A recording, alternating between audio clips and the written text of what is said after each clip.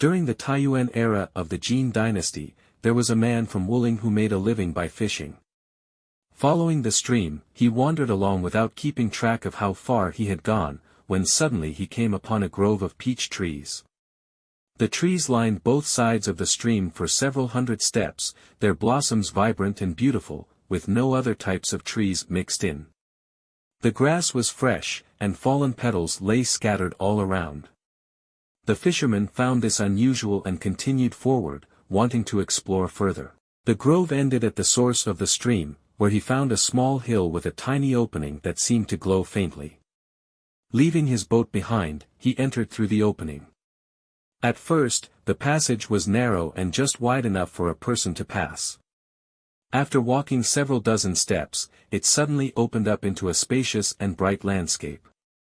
The land was flat and expansive, with neatly arranged houses, fertile fields, beautiful ponds, mulberry and bamboo groves. Crisscrossing paths connected the area, and the sounds of chickens and dogs could be heard. People were coming and going, busy with farming. Their clothing and appearance were similar to those of people outside. Elderly men with gray hair and children with uncombed locks all appeared content and happy.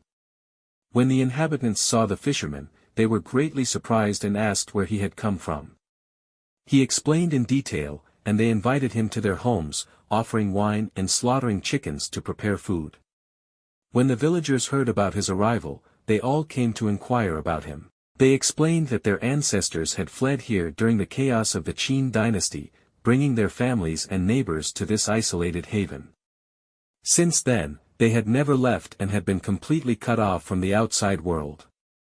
When asked about the current era, they had no knowledge of the Han dynasty, let alone the Wei or Jin periods.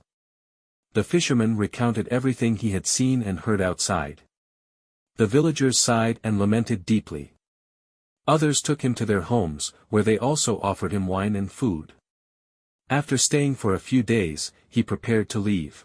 The villagers urged him not to tell anyone about them outside. After leaving, the fisherman found his boat and retraced his route, marking the path as he went. When he returned to the county seat, he reported everything to the prefect. The prefect immediately dispatched people to follow the fisherman in search for the place, but they got lost and could not find the path again. A man named Lu Ziji from Nanyang, a virtuous and noble recluse, heard about this and was delighted, planning to visit the place. However, before he could set out, he fell ill and passed away. From then on, no one sought the peach blossom spring again.